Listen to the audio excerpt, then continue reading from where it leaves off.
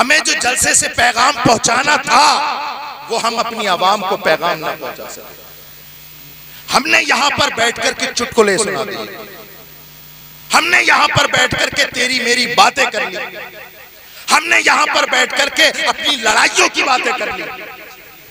और काल अल्लाह और काला रसूलुल्लाह, अल्लाह ने क्या फरमाया, रसूल ने क्या फरमाया, हमने अपनी आवाम तक नहीं पहुंचाया। मुझे किसी से जाती दुश्मनी है, उसका जिक्र भी मैंने यहीं से किया तुम्हारे खर्चे पर। मैंने चुटकुले सुनाए यहां पर बैठ करके, तुमने लाखों रुपए खर्च किए, हजारों रुपए खर्च किए, मैंने तुम्हारे पैसे का सत्यानाश मार दिया, अपनी आवाम को कुछ न दे सका। लेकिन ये होश के कान ले वो लोग भी जो यहाँ पर बैठ करके अपनी आवाम को सुधारने की बातें नहीं करते। होश के कान ले, कयामत के दिन ऐसा नहीं कि सिर्फ गैर आलिम से सवाल होगा, कयामत के दिन सबसे सवाल होगा। और अल्लाह के मामूर फरिश्ते पूछेंगे, ना इधर उधर की तू बात कर, ये बता कि काफिला क्यों लुटा, हमें रहजनों से गिला नहीं, तेरी रहबरी का सवाल। यहाँ पर बैठने वाले की जिम्मेदारी है। आपने हमें बुलाया, उलमा को बुलाया, किस लिए बुलाया? चुटकुले सुनने के लिए। चुटकुले सुनने के लिए तो आपको बहुत सारे स्टेशन, प्लेटफॉर्म, यही वजह है कि इन चुटकुले बाजों के चक्कर में बहुत बहुत बड़े संजीदा मिजाज के खतीब बेमसरफ स्टेज पे बैठे रहते हैं, और यह हमारी आवाम उसी खतीब को सुनना चाहती है जो चुटकुले सुना। इन्होंने, किसी खतीब ने नमाज की बातें कर दी, उठ के चले जाए। किसी खतीब ने बात कर ली कि आप जो है अपने अंदर इस्लाही पहलू पैदा कीजिए, इश्क़ रसूल पैदा कीजिए, नमाजों की पाबंदी कीजिए, रमजान आए तो रोजे रखिए, मालदार है तो ज़कात अदा कीजिए, इस्तिताअत है तो हज करिए। अगर ये बातें करने लगे तो उठ के भागने लगते हैं एक एक करके। ये बताओ, अगर ये बातें नहीं की जाएंगी तो फिर क्या बातें की जाएंगी? ये उठना उस वक्त सही होता जब आप 5 वक्त नमाजी होते। बोले ये कौन सी नई बात बता रहे हो, ये तो हम पढ़ते ही हैं, हम जा रहे हैं, कुछ और बताओ। पहले गिरेबान में तो जाके हम क्या हैं। लेकिन हाँ, हमें इतना पता है, हमें इतना पता है, पता नहीं कोई बेवकूफ इंसान हमें ये समझा गया कि अगर तुम मुरीद हो तो फिर बख्शे बख्शाए। और यहाँ पर बैठ करके बात करते हैं कि हाथ खड़े करके सुभान अल्लाह कह दो तो जन्नत में जाओगे, और अपनी माँ के नाम पे हाथ उठा दो तो जन्नत में जाओगे। तो फिर ठीक है, फजर की नमाज कोई नहीं पढ़ने वाला। अगर हाथ उठा के ही जन्नत मिलेगी तो बेवकूफ है। मिंबर पर बैठे हुए ये पीर साहब, इनके चेहरे की जियारत करो जन्नत में जाओगे, तो इस पीर के चेहरे की जियारत करके जब जन्नत में जाएंगे तो फजर के लिए क्यों उठेगा? बेवकूफ है।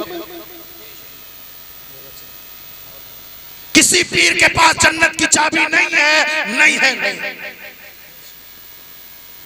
और जो ये अफीम बेच रहे हैं, चरस बेच रहे हैं जन्नत के नाम का, खैर उनकी भी नहीं है। कौन सी जन्नत की बातें करते हो? कौन सी जन्नत? हजरत उमर फारूक आजम का नाम सुना है? हजरत अबू बकर का नाम सुना है? हजरत उस्मान गनी का नाम सुना है? मौलाए कायनात का नाम सुना है? इमाम हुसैन का नाम सुना है? क्या इन्होंने कभी ये अलकस किया कि मैं नबी का पहला खलीफा हूं, मुझे इबादत करने की जरूरत नहीं, जन्नत? क्या इनमें से किसी एक ने भी ख्याल किया कि मैं नबी का दूसरा खलीफा, तीसरा और चौथा खलीफा, और मैं नबी का नवासा, जन्नत पक्की? किसी एक की जबान से भी नहीं सुनो। लेकिन ये 14 सदी के बाद किसी एक बेवकूफ पीर के चक्कर में आकर के पता नहीं कौन से नशे और भांग और चरस के नशे में पड़ गया कि बस अब तो मेरा पीर ही सब कुछ है। जब हालांकि सही बात तो यह है, जन्नत तो इसके पीर की भी पक्की नहीं है, जन्नत के लाले तो उसके भी पड़ने हैं। जो लोगों को जन्नत से, जो लोगों को इबादत से गाफिल करे और जन्नत की खुशखबरियां बांटता फिरे और जहन्नम के अजाब से ना लोगों को जो है मुतनब्बे करे, तो याद रखिए हदीस पाक के सरकार इरशाद फरमाते हैं, जहां सिर्फ जन्नत की बशारतें दी जाए वहां शैतान की जरूरत नहीं है, यही लोग काफी हैं। जरा पढ़ो हजरत उमर फारूक आजम की तारीख। ईद का दिन है, कौन खुशियां नहीं मनाता? हर इंसान चाहे रोजा रखे या न रखे, ईद की खुशी जरूर मनाता है। लेकिन अल्लाह अकबर कबीरा, आधी दुनिया पे हुकूमत करने वाला उमर बिन खत्ताब, रसूल पाक सल्लल्लाहु अलैहि वसल्लम का चहीता, अल्लाह अकबर कबीरा, खलीफतुल मुस्लिमीन है। और इसके घर में से ईद वाले दिन बच्चे की सिसक सिसक के रोने की आवाज आ रही। आवाज आ रही है घर के बाहर से कि कोई बच्चा सिसक के रो रहा है। लोग घबरा गए, अमीरुल मोमिनीन के घर में कौन सा ऐसा बच्चा आ गया जो सिसक के रो रहा है। जब अंदर जाके देखा तो कोई और नहीं, सजदे में हजरत उमर फारूक आज़म सजदे में सर रख के रो रहे हैं। मौला तू मुझसे राजी हो जा, मौला तू मुझसे राजी हो जा, मौला तू मुझसे राजी हो जा। लोगों ने कहा अमीरुल मोमिनीन आज तो ईद का दिन है, आज तो खुशी का दिन है, आज रो रहे हैं। हजरत उमर फारूक आज़म ने सर उठाया और कहा खुशियां वो मनाए जिसे ये पता हो कि उसका रब राजी है। अल्लाह। उमर फारूक आज़म को तो ये भी नहीं पता कि उसका रब उससे राजी है कि नहीं। खुशियां वो मनाए कि जिसकी रोजे अल्लाह ने कबूल कर लिए। उमर को तो ये भी नहीं पता कि उमर के रोजे अल्लाह ने कबूल किए कि नहीं। अल्लाह। कौन उमर? ये वो उमर फारूक आज़म है जिसके बारे में सरकार ने इरशाद फरमाया अगर किसी को चलता फिरता जन्नती देखना हो तो मेरे उमर को देख। सुभान अल्लाह। ये उमर है जो रो रहे हैं, आंसुओं से रो रहे हैं। वक्त विसाल करीब आया, अपने बेटे अब्दुल्ला को बुलाया। बेटा अब्दुल्ला, एक सहाबी रसूल है, मेरे इस दुनिया से जाने का वक्त है, उन्हें बुला कर के लाओ। नाम बताया, हजरत अब्दुल्ला दौड़े गए, उन्हें बुला के लाए। वो जब कमरे में आ गए, हजरत अब्दुल्ला को बाहर भेजा और उन सहाबी रसूल से कहा, ऐ सहाबी रसूल, मैं इस दुनिया से जाने वाला हूं। मैंने सुना है कि आपके पास रसूल पाक सल्लल्लाहु अलैहि वसल्लम की इरशाद फरमाई हुई मुनाफिकीन मदीना की फहरिस्त है। आपके पास रसूलुल्लाह सल्लल्लाहु अलैहि वसल्लम ने मदीने के मुनाफिकों के नाम लिखवा के रख दिए, आपके पास वो फहरिस्त है। तो मैं खुदा की कसम जरा देख के बताओ उसमें उमर का तो नाम नहीं है। जरा बता दो कि उसमें उमर का तो नाम नहीं है। हजरत उमर फारूक आज़म ने जैसे ये जुमला बोला ना, आंख से आंसू जारी हो गए। कहने लगा अमीरुल मोमिनीन खुदा की कसम और फहरिस्त में आपका नाम है। मैं पूछता हूँ लोगों, किसी के कहने पर जन्नत की जमानत मानने वालों, क्या रसूल से बड़ी भी जमानत उमर को कोई दे सकता है? अल्लाह। लेकिन उसके बावजूद अल्लाह अकबर, हालत यह है कि उनसे पूछ रहे हैं क्या मुनाफिकीन मदीना में उमर का नाम तो नहीं? जब ये कमरे से निकल के चले गए ना, तो हजरत अब्दुल्ला को दोबारा बुलाया और कहा बेटा मैं इस दुनिया से जाने वाला हूँ, सारी उम्र तूने मेरी बात मानी है, आखिरी बात है मेरी बात मान। कहा कि अब्बा जान आप हुक्म फरमाइए। कहा कि मैं चरपाई पे लेटा हूँ, मुझे उठा करके जमीन पे लेटा दो। ये कौन उमर है? आदि दुनिया पर हुकूमत करने वाला बादशाह, खलीफतुल मुस्लिमीन।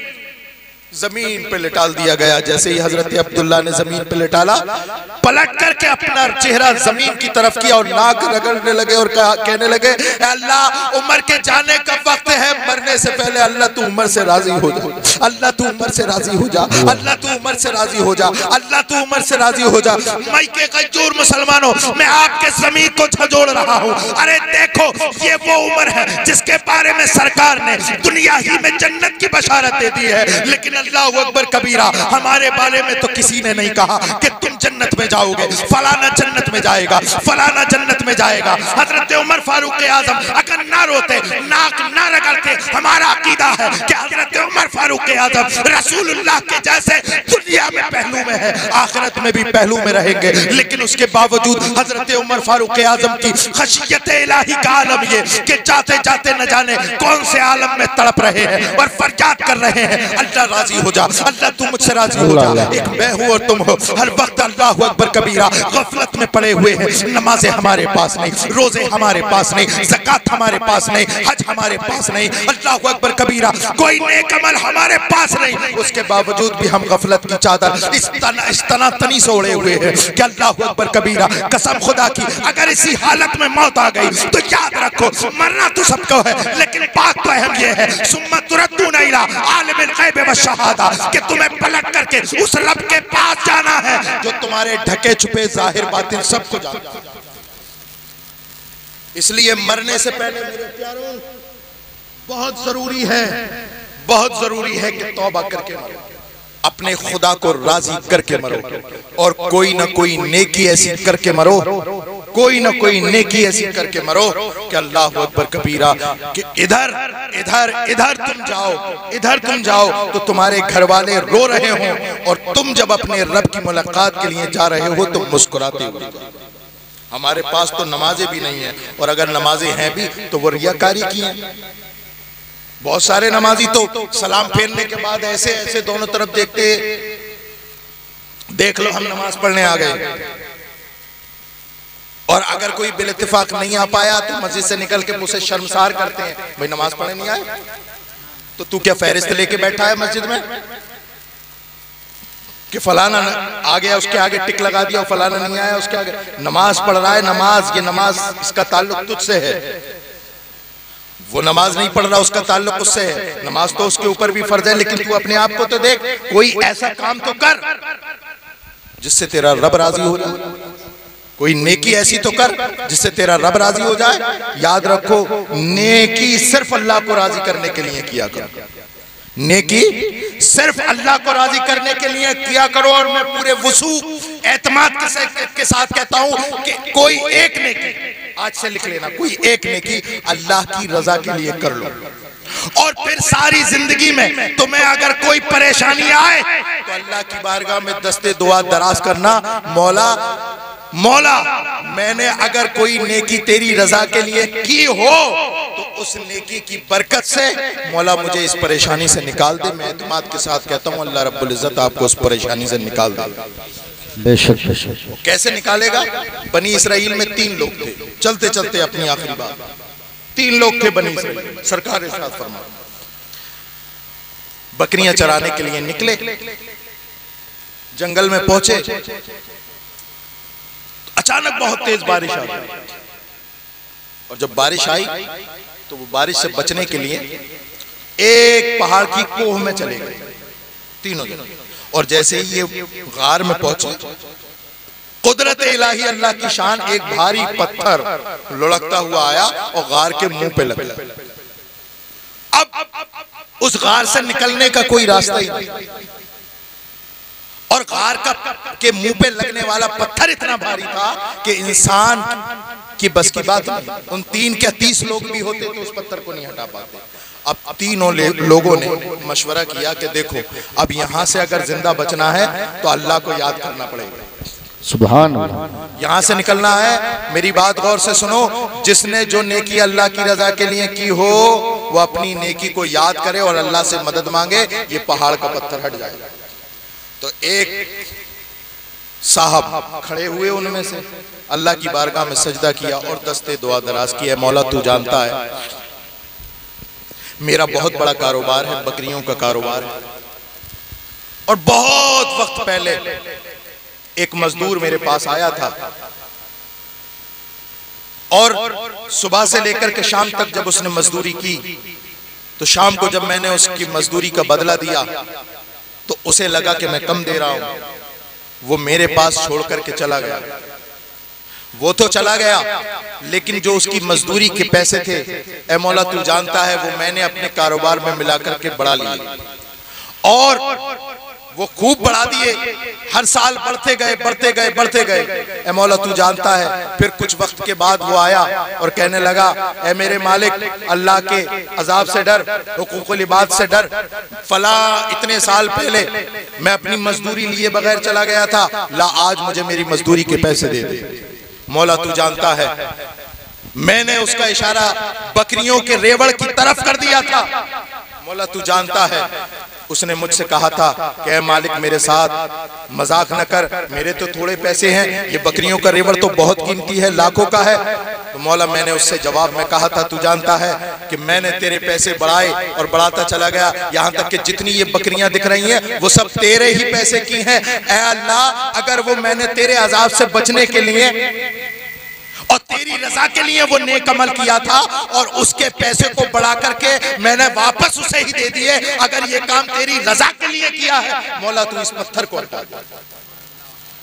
तो लोगों ने देखा पत्थर दाएं हिला बाएं हिला और हिल करके गार के मुंह से अलग हुआ, लेकिन इतना अलग नहीं हुआ कि तीनों निकल सके। अल्लाह अकबर कबीरा, कुछ अलग हुआ। अब क्या हुआ, एक दूसरा खड़ा हुआ और कहने लगा है मौला, मौला तू जानता है मेरे पास बकरियां हैं और 2 मेरे बूढ़े माँ बाप हैं। ऐ मौला तू जानता है कि मैं अपने घर जब वापस बकरियां चुगा करके जाता हूँ, चरा करके जाता हूँ, तो सबसे पहले अपनी बकरियों का दूध अपने बूढ़े माँ बाप को देता हूँ, बाद में अपने बच्चों को देता हूँ। अल्लाह अकबर कबीरा। मौला एक बार ऐसा हुआ, तू जानता है कि मुझे लौटने में देर हो गई और रात के किसी पहर में पहुंचा, देखा तो मेरा बाप भी सो गया था, मेरी बूढ़ी माँ भी सोई हुई थी। लेकिन अल्लाह अकबर कबीरा, मौला तू जानता है मैंने बकरियों का दूध दुआ और वो बर्तन में करके मैं अपने माँ बाप के सराहने लेकर के खड़ा हो गया। और मौला तू जानता है कि मेरे बच्चे भूख और प्यास से तड़प रहे थे, मेरी बीवी मेरी कदमों से लिपटी थी कि अरे तेरे माँ बाप सो रहे हैं, जब उठ जाए तो पिला देना, पहले हमें पिला दे। ए मौला, मैंने उनसे कहा था कि मैं जब तक अपने माँ बाप को नहीं पिलाऊंगा मैं तुम्हें भी नहीं पिला सकता। ए मौला, अगर मैंने ये काम तेरी रजा के लिए किया, अपने माँ बाप से मोहब्बत तेरी रजा के लिए की है, तो मौला आज इस गार को, इस पत्थर को, अल्लाह अकबर कबीरा, मौला इस पत्थर को यहाँ से हटा दे। लोगों ने देखा, तीनों ने देखा कि वो पत्थर हटा, लेकिन इतना नहीं हटा कि तीनों निकल सके। अब तीसरा खड़ा हुआ और उसने अपने रब की बारगाह में खड़े होकर दुआ की और आंखों से रो रो के दुआ की। है मौला तू जानता है मेरी एक रिश्तेदार है, उसका खाविंद का इंतकाल हो गया था, बच्चे थे उसके पास और बड़ी खूबसूरत थी, और मैं बेइंतहा मालदार और वो बेइंतहा गरीब।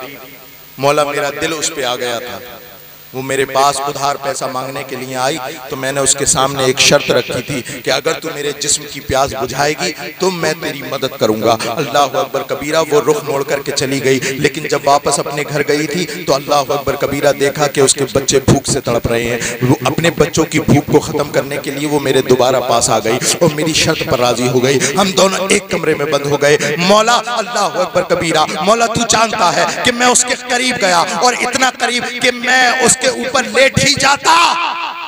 उस लड़की ने, उस औरत ने ये कहा था कि मालदार इंसान, ऐ सरमायादार, कोई नहीं देख रहा, लेकिन अल्लाह तो देख रहा है, अल्लाह तो देख रहा है। उसके इस जुमले ने मेरे दिल पर वो ऐसा तूफान बर्पा किया था कि मैंने उस जिना की हरकत से कदम पीछे ले लिया। ऐ मौला, अगर मैंने जिना करने से कदम पीछे तेरी रजा के लिए लिया था, मौला इस गार से हमें निकाल दे। अल्लाह अकबर कबीरा। तीनों लोगों ने जब एक एक करके दुआ की है, अल्लाह अकबर कबीरा, वो गार से निकल गए। गार से निकलने के बाद अल्लाह अकबर अपने अपने घरों पर गए। इस वाक़े से हमें दर्स ये मिलता है कि हम जो अमल करें अल्लाह की रजा के लिए करें। और परेशानियां तो आएंगी, तो जब जब कोई परेशानी आए तुम अपनी उसी नेकी का वास्ता देकर परेशानियों से निकलते चले जाओगे। अल्लाह रब्बुल इज्जत तुम्हें परेशानियों से निकालता रहेगा। मेरे प्यारों, सिर्फ और सिर्फ अल्लाह को राजी करने के लिए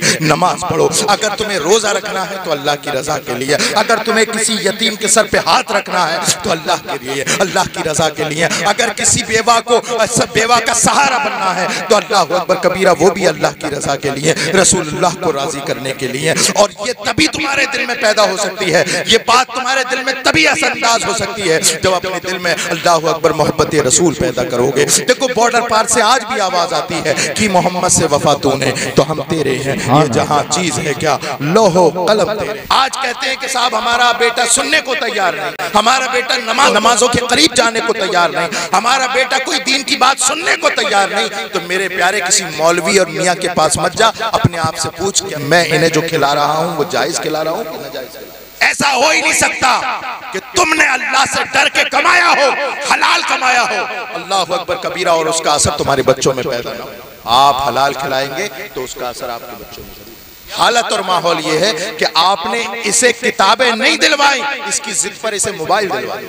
इमाम साहब मौलाना इफ्तिखार साहब ने पूछा कि भाई जनाब हाजी जी, आपके बच्चे क्यों नहीं पढ़ रहे? कि वो जो है पैसे वैसे की थोड़ी तंगी है, इस वजह से आपने बच्चे की छुट्टी करा दी। और मौलाना इफ्तिखार साहब ने देखा कि असर की नमाज में बात हुई थी, मगरिब की नमाज में उसी के पोते की जेब में मोबाइल बोलने रहा है, एंड्रॉइड। कौन सा? जिसकी कीमत 20-30 हजार, 40 हजार। 40,000 का मोबाइल देने के लिए आपके पास पैसे, इज्जत पूरी करने के लिए आपके दिल में हौसला है, लेकिन अपने बच्चों को पढ़ाने के लिए हौसला नहीं, पैसा नहीं। अपने पैसों का रुख मोड़ो। बच्चों को मोबाइल दिलाओगे तो टिकटॉकर बनेंगे, बच्चों को मोबाइल दिलाओगे स्नैपचैट बनाएंगे, डांस करेंगे, गवैये बनेंगे। लेकिन अल्लाह अकबर कबीरा, एक मर्तबा इन्हें अपने हलाल पैसे से सीरत मुस्तफा की किताब दिला के देखो, रसूलुल्लाह का तराना पढ़ते हुए नजर आएंगे, या नबी सलाम अलैका, या रसूल सलाम अलैका। हमारे समाज में कोई सलाहुद्दीन अय्यूबी पैदा कर दे, कोई तारिक बिन ज़ियाद पैदा कर दे, कोई मोहम्मद बिन कासिम पैदा कर दे, ऐसे पैदा नहीं होते। उस समाज में Hazrat Salahuddin Ayyubi, Tariq bin Ziyad पैदा नहीं होते जिस समाज में शराब खोरों का जो है अल्लाह अकबर कबीरा लेवल बड़ा हुआ हो, ज़िनाकारी का लेवल बड़ा हुआ हो, गद्दारी का लेवल बड़ा हुआ हो, मुखबरी का लेवल बड़ा हुआ हो, दलाली का लेवल बड़ा हुआ हो। हजरत सलाहुद्दीन अय्यूबी उसी माँ के कोख से जन्म लेते हैं जो हजरत फातिमा ज़हरा की कनीज बनने के लिए तैयार हो। सुभान अल्लाह, सुभान अल्लाह। हजरत बिलाल के सीने पे पत्थर रखा गया, फिर भी अहद अहद के नारे थे। हजरत अम्मार बिन यासिर को कोड़ों से मारा गया, फिर भी अहद अहद के नारे थे। हजरत यासिर रदी अल्लाह ताला अन्हु को गोले की रस्सी से बांध करके मक्के की वादियों में घुमाया गया, फिर भी लबों पर अहद अहद था।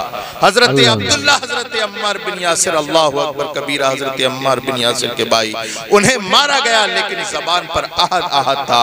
हजरत खुबैब को फांसी के फंदे पे लटका दिया गया, लेकिन वो कुफ्र की आंखों में आंखें डाल के कहते थे, जान है इश्क मुस्तफा, रोज फजू करे जिसको हो दर्द में मजा, नाज़े दवा। सुभान अल्लाह, सुभान अल्लाह। नारे तकबीर, नारे रिसालत, मसलके आला हजरत, उलमाए अहले सुन्नत, हजरत अल्लामा सैयद रेहान मियां साहिब किबला, जिंदाबाद जिंदाबाद।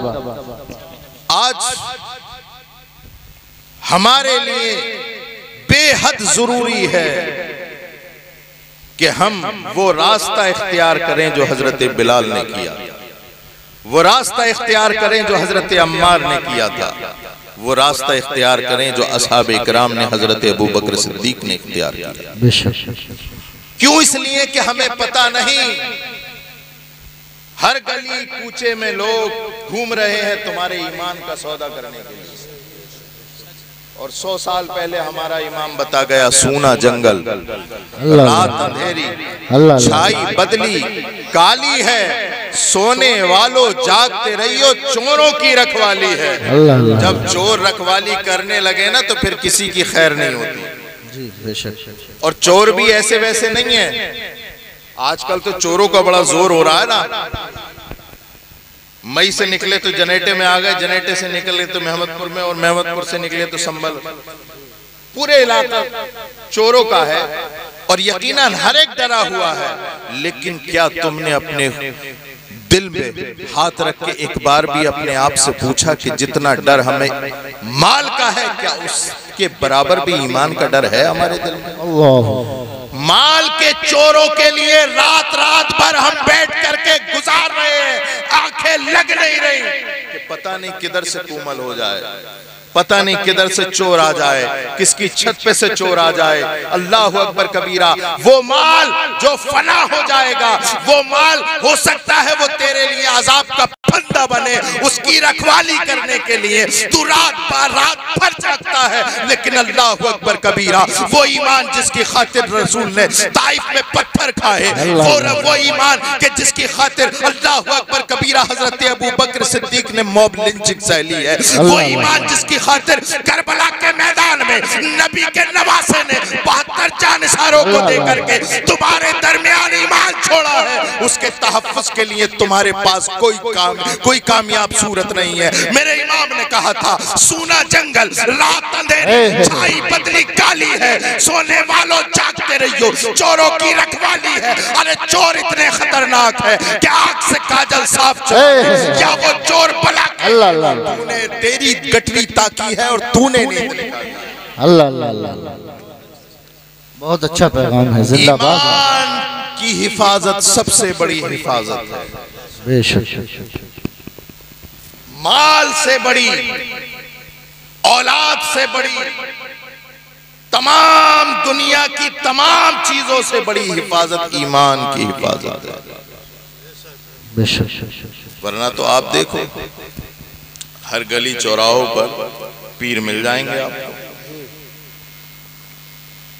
और पीर भी ऐसे हैं, अगर खिलाफे शरा पीर नहीं है तो भी कोई बात नहीं, लेकिन पीर ऐसे ऐसे हैं और फिर उनसे बड़े मुरीद हैं।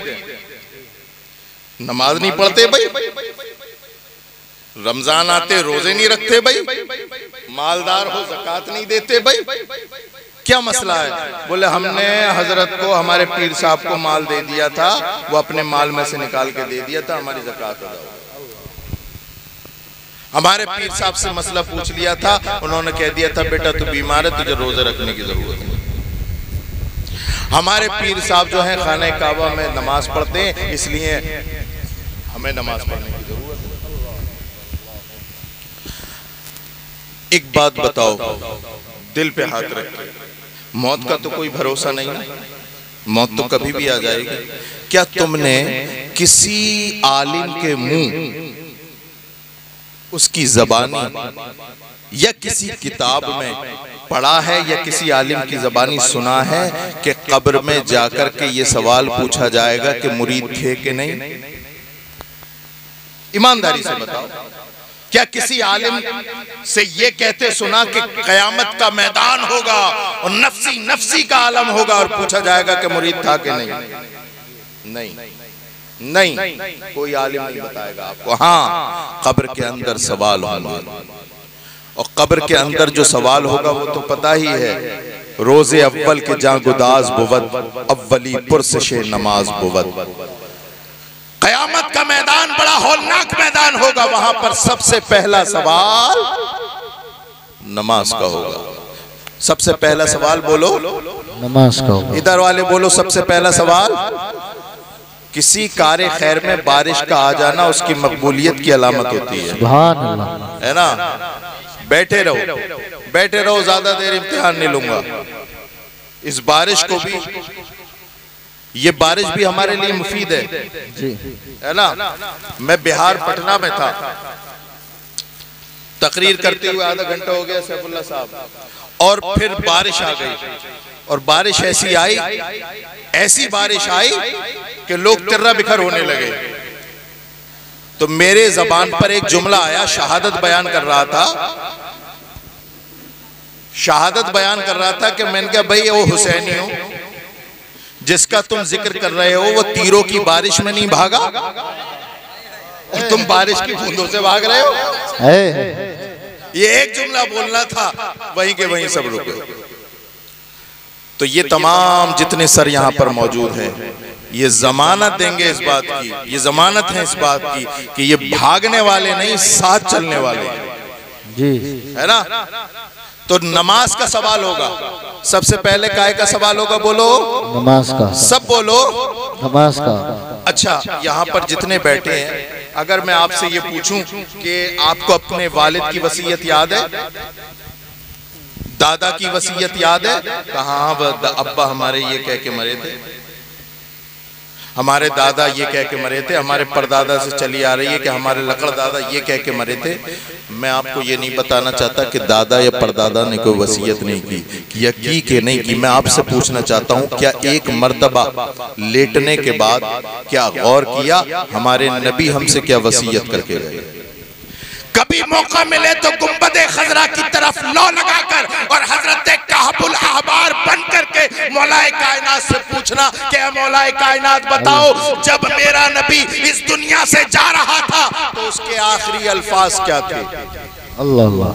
जब मेरे और तुम्हारे नबी इस दुनिया से जा रहे थे, अल्लाहु अकबर कबीरा, तो उनके आखिरी अल्फाज थे अस्सलात अस्सलात अस्सलात अस्सलात अस्सलात अस्सलात अस्सलात अस्सलात। रसूल पाक सल्लल्लाहु ताला अलैहि वसल्लम के आखिरी अल्फाज थे, ओ लोगों नमाज कायम करो, ओ लोगों नमाज कायम करो, ओ लोगों नमाज कायम करो। देखो, सबसे पहली कामयाबी की सीढ़ी नमाज है। नमाज छोड़ते हो और पीरों को पकड़ते हो, कोई पीर तुम्हें बख्शवाने वाला नहीं। है ना। चाय पीने वालों आप भी सुनो और जो चाय नहीं पी रहे वो भी सुनो। मैं दोनों को सुनाऊंगा, लेकिन मैं चाय से नहीं चाह से सुनाऊंगा, और आप भी चाय से नहीं चाह से सुनिए। ये ईसाले सवाब की महफिल है। नबी कौनैन सल्लल्लाहु अलैहि वसल्लम इरशाद फरमाते, मल मय्यित फिल क़ब्रि इल्ला कल गरीक़िल मुतग़व्विस। सरकार इरशाद फरमाते हो, लोगों जिसको तुम दफन करके आते हो, मनो मिट्टी उसके सीने पे डाल के आते हो, दफन करने के बाद जब तुम आ जाते हो तो सरकार इरशाद फरमाते, मल मय्यित फिल क़ब्रि इल्ला कल गरीक़िल मुतग़व्विस। जिसे तुम दफन करके आते हो वो डूबे हुए फरियादी की तरह होता है। क्या? डूबे हुए फरियादी की तरह होता है। डूबने वाला समंदर में डूबे, दरिया में डूबे, नदी में डूबे।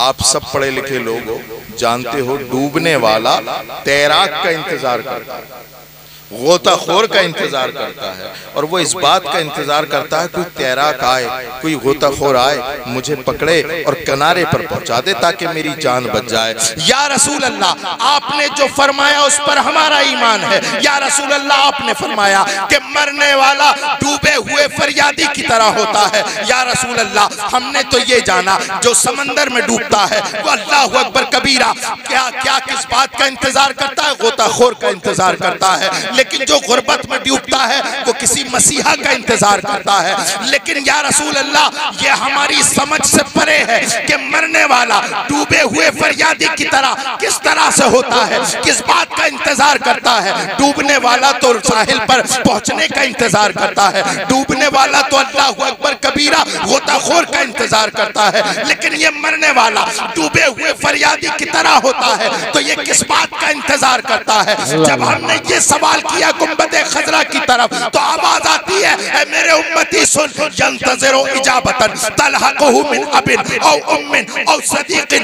रसूल पाक इरशाद फरमाते हो, लोगों वो मरने वाला अपने बाप की दुआए मग़फ़िरत का इंतजार करता है, वो मरने वाला अपने भाई की दुआए मग़फ़िरत का इंतजार करता है, वो मरने वाला इस बात का इंतजार करता है कि दुनिया में कोई बैठकर मेरे लिए दुआए मग़फ़िरत कर दे, उसका कुछ ना बिगड़े, मेरी दुनिया, यहाँ की दुनिया कामयाब हो जाए, आसान हो जाए। सुभान अल्लाह, सुभान अल्लाह, जिंदाबाद जिंदाबाद। नारे तकबीर, नारे रिसालत, नारे गौसियत, मसलके आला हजरत उलमाए अहले सुन्नत हजरत अल्लामा सैयद रिहान मियां साहिब किबला। अब यहाँ पर जितने लोग बैठे हैं सबके घर से कोई ना कोई चला गया। ईमानदारी से बताओ कितने लोगों ने याद रखा अपने बाप को, अपने वालिद को, अपने बच्चों को, अपने दादा को, परदादा को? कितने लोगों ने याद रखा? हमने तो ये सोचा कि जब कोई मर जाए तो तीजा कर दो, 10वां कर दो, 20वां कर दो, 40वां खत्म, 40वां और फिर ताला, फिर मरने वाले से हमारा कोई ताल्लुक नहीं। और 40वें तक ऐसा ब्रांडेड बिरयानी का चावल लेके आया, ऐसा ब्रांडेड बिरयानी का चावल लेके आया जो अपने बेटे की छठी में नहीं पकवाया, वो अपने अब्बा के 40वें में बनवा दिया। और बाकायदा दावतें करके, ये उलमा बैठे हैं ये बताएंगे कि दावतें खुशियां में होती हैं, खुशी में होती हैं, गम में दावत नहीं, गम में दावत नहीं है। और बल्कि उलमा इकराम बैठे, मैं बड़ी जिम्मेदारी के साथ बोल रहा हूँ कि मरने के बाद 3 दिन तक का जो खाना होता है वो सोग का खाना कहलाता है। वो तो मालिक के निसाब को खाना ही जायज नहीं। 3 दिन तक होता क्या है हमारे यहाँ, इधर हमने मिट्टी दी और एक खरसाली कब्रिस्तान में कहते हैं मेहमानों खाना खा के जाइए।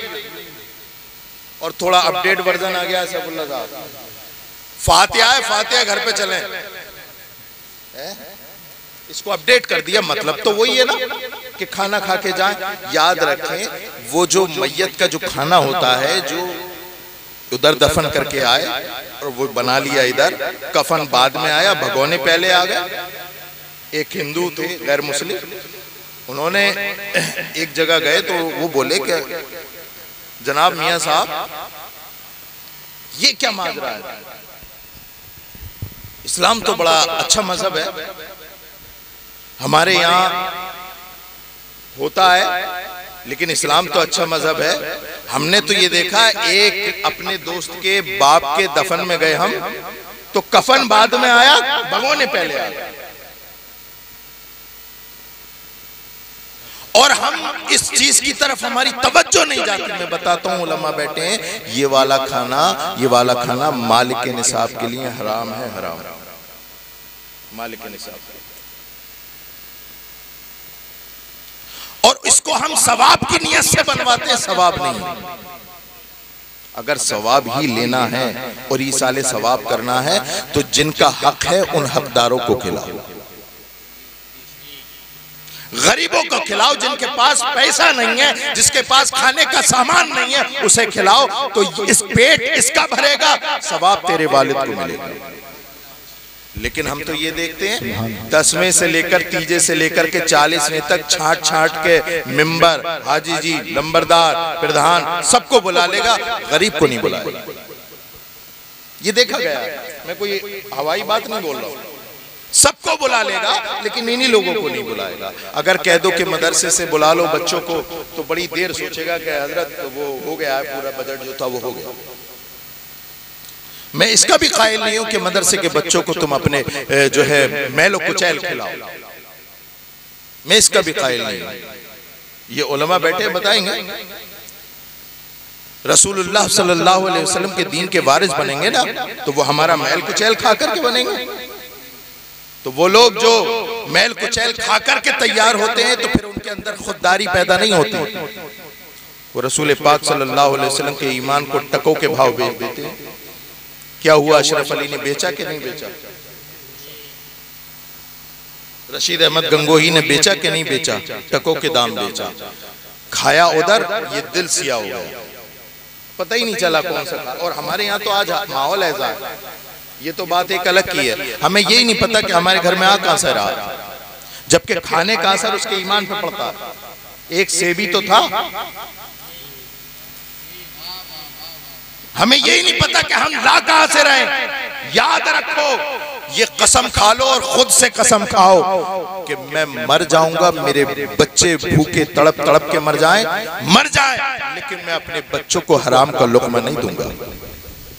सरकार गौसे पाक का जो नारा लगाता है और वो ये अकीदा रखता है कि सरकार गौसे पाक क़यामत में मुझे बख्शवाएंगे, तो याद रखो सरकार गौसे आजम ही नहीं, सरकार गौसे आजम के अब्बा की सीरत पे भी अमल करना पड़ेगा। और वो ये है कि सरकार गौसे पाक के वालिद एक सेब खा लिया था, और ऐसी हालत में खाया था कि शरअन खाने की इजाजत है, लेकिन उसके बावजूद भी वो सुना ना आपने पूरा वाकया, एक टो में निकल गए कि आखिर मालिक कौन है।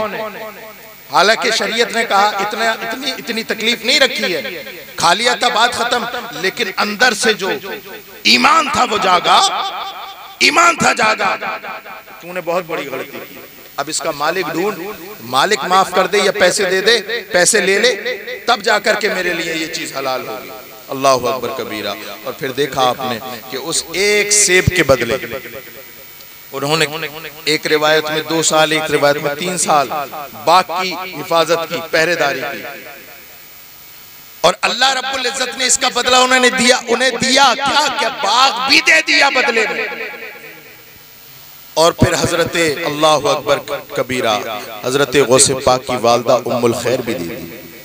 ये क्या वजह है? वजह ये है, कुरान पढ़ो, अल्लाह फरमाता है मन यत्तक़िल्लाह यजअल लहू मखरजा व यरज़ुक़हू मिन हैसु ला यहतसिब। और लोगों जो अल्लाह से डरता है, अल्लाह उसके रिज़्क़ के रास्तों को कुशादा कर देता है, और वहां से उसे रिज़्क़ देता है जहां से उसे गुमान भी। एक बार अपने आप से वादा करके तो देखो, अपने आप से वादा करो कि कुछ हो जाए, लेकिन मैं अपने बच्चों को हराम का लुक़्मा नहीं दूंगा। एक बार वादा करके देखो, और अल्लाह रब्बुल इज्जत की बारगाह में जब ये वादा करोगे तो अल्लाह रब्बुल इज्जत तुम्हें खाली हाथ नहीं लौटने देगा।